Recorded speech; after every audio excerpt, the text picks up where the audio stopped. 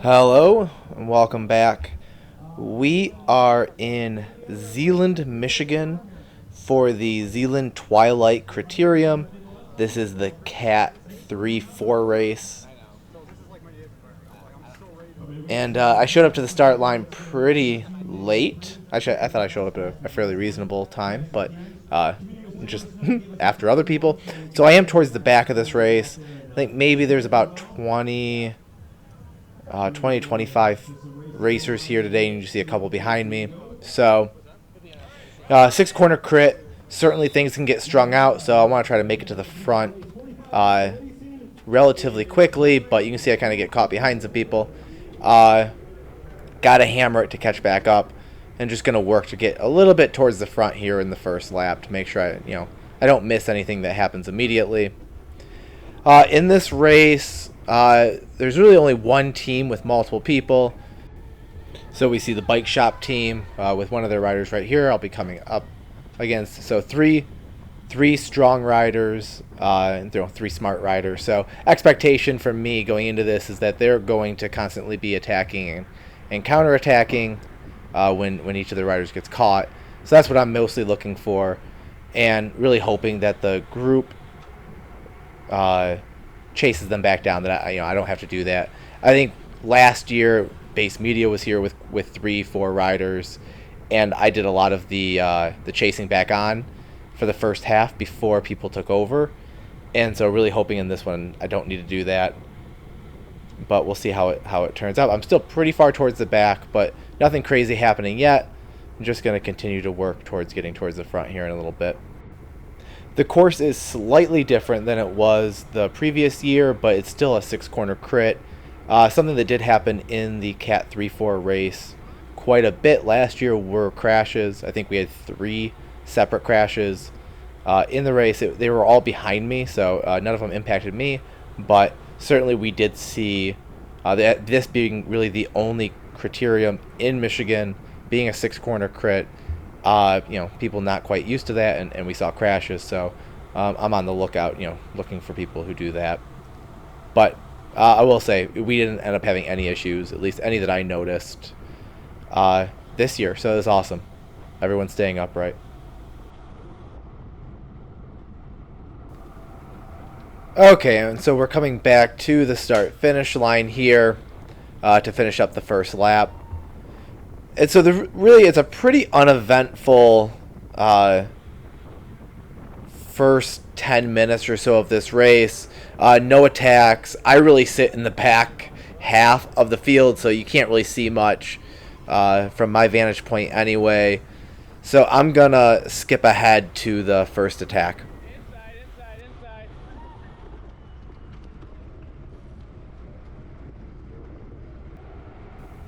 Okay, so we've jumped ahead to about 5 laps in, 5.5 at this point. And we're going to see when we take this corner, this left-hand turn here. I've just been sitting in the kind of mid to back pack really this whole race. Nothing happening off front. What we can see here, you just kind of can see through the bodies. We're going to see 2 people, 2 riders. One, I believe, is from the bike shop team.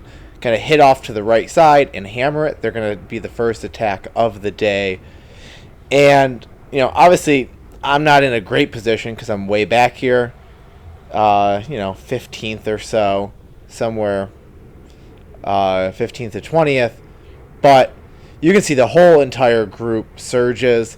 I want to make sure that I am there if something happens. So I kind of hit it a little hard to get in front of a couple guys, but it strings out, but nothing seems to be breaking.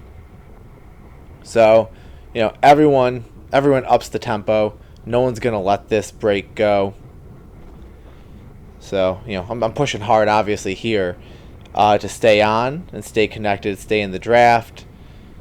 If the rubber band breaks at any point, don't want it to be. You want it to be behind me, not in front of me. So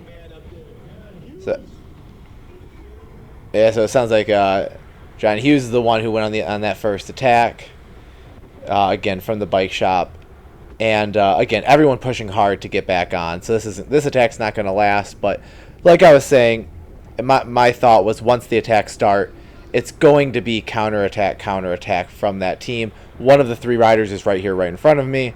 So, look to see if he moves to the front once the group catches on, and see if he goes on the counterattack. So it's a good place to be behind him potentially. But what we're going to see is at this point, the group's already caught back up to that breakaway, and no counterattack happens from anyone in the field. Everything settles back down. And so, not much action here.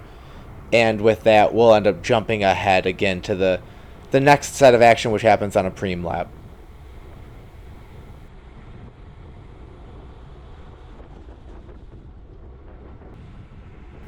Okay, so we've jumped ahead nearly another 5 laps into the race. We are in the preem lap right now, at the back half of the course. So 3 turns to go into the start-finish line. And again, the entire group is together. There's been no other attack since that first one. And I've been feeling good sitting here in the back half of the race really the entire time. Not expending a ton of energy except to surge out of the corners for just to stay with the group. But we are in the preem lap, and so we turn this last corner to the start finish, and you will see really the front 5 or so guys hammer it to win that preem. You see, I don't react. I'm not sitting where I'm at. I had no chance to contest the preem, and I'm just going to do enough to kind of sit with the guys right in front of me. But you can see there's a big gap here now to about 5 guys, and this could be a breakaway. So I'm kind of looking to see, do they push to stay away? What I notice is that 3 or 4 of the guys sit right up, looking like they're fine being caught after the preem. And so not a huge deal here. I wasn't terribly worried, but I did see there is one racer off the front. And so now he, kind of in a solo attack, solo breakaway after the preem. But you can see, you just saw a bike shop guy hammer it. He's thinking, they have 3 teammates. They need a guy in the breakaway if there's going to be one. So he flies to be in it. And then we see what I think is sort of the kiss of death for the breakaway. 3, 4 other guys, they don't surge outrageously hard. They're just pushing to get into that breakaway, which strings it out, which gives everyone kind of the motivation to chase back on. So again, we're pushing. I'm just sitting here doing enough to be behind the guy in front of me, as long as it looks like he's chasing to be right behind the guy in front of him. And that's really where we're at. There was a nice gap right away. It's he's still off the front a little bit, but the way we're pushing, it's coming back. We're coming back to those last 2 corners of the post preem lap, and the breakaway didn't make it. So that's going to come back together here on the start finish stretch, and we're not going to see a counterattack again at all, and we're going to kind of just calm back down.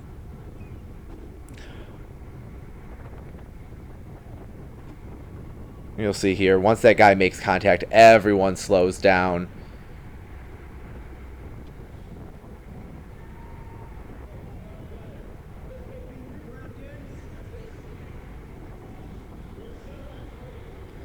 And so we'll jump ahead again to the last 3 laps of the race, and then we'll wrap that up.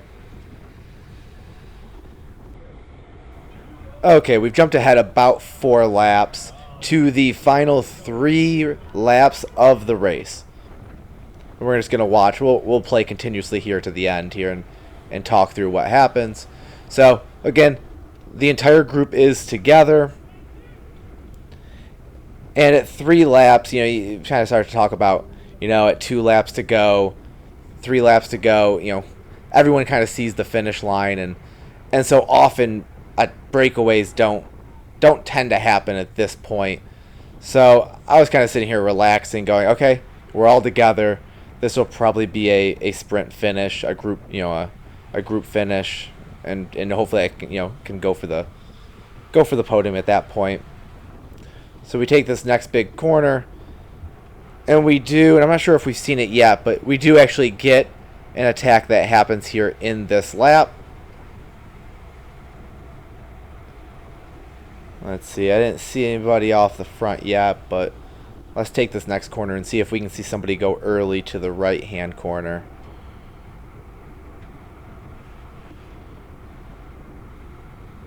I think I need one of those helmet cams so I can see a little bit taller. A little hard to see here. Yeah, you can see that rider up there just took the corner. So he's got a pretty good gap at this point. Had to have tacked on that earlier stretch and we just didn't see it. But big gap formed. Again, you know, we're at a little over 2 laps to go. So, you know, can this attack stick? People, obviously, again, they're motivated, knowing there's so little race left. It's just hard to have a flyer stick, you know, have that attack stick this close to the end of the race. But we're coming through. You know, I'm in a decent position, kind of compared to where I've been throughout the race. I don't know, maybe I'm, you know, 9th position or so right now. Much better than I've kind of been sitting further back before. But going into the start-finish line with 2 to go, we just saw the Athletic Mentors Junior attack hard to the left side. We see additional attack. So we had one guy off the front. I thought that was going to get reeled in. Instead, what we see is 2 additional riders go to join him. And so that kind of changes the math, right? You know, now we see more people attacking. I kind of got stuck behind this guy, and everyone who's attacking hard is attacking to the right, and I kind of got stuck to the left. So bad routing there, but it is what it is. I went further to the left and got around him to get into here, and we're pushing hard, but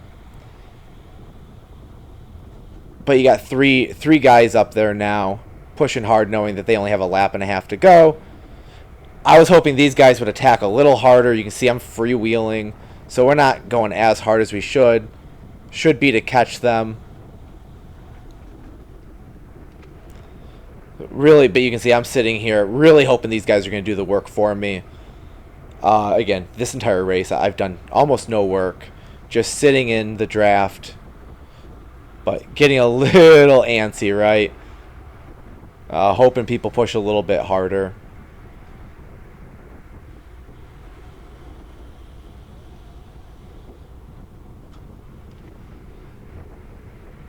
So we got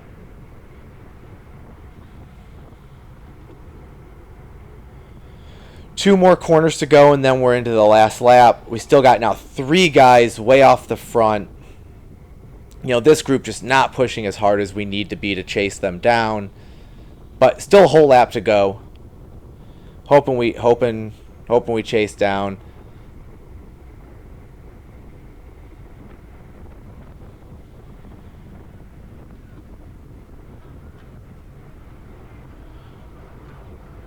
Once again, we get, you know, some really hard surge. On the right side, I'm on the left, so I kind of go around a guy.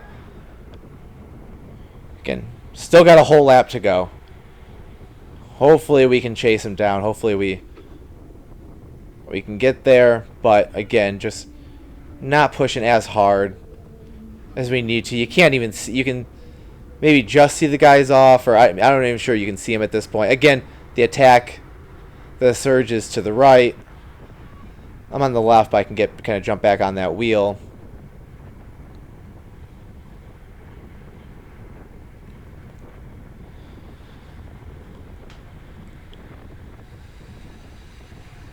So at this point, kind of what's going through my head is I'm frustrated that these guys aren't going harder to catch the guys in front of us.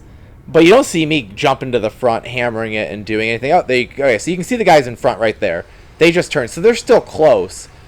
So, you know, I'm thinking, oh, we still have a chance to catch them. Come on, push a little harder. But again, I'm not going to get up there and do it.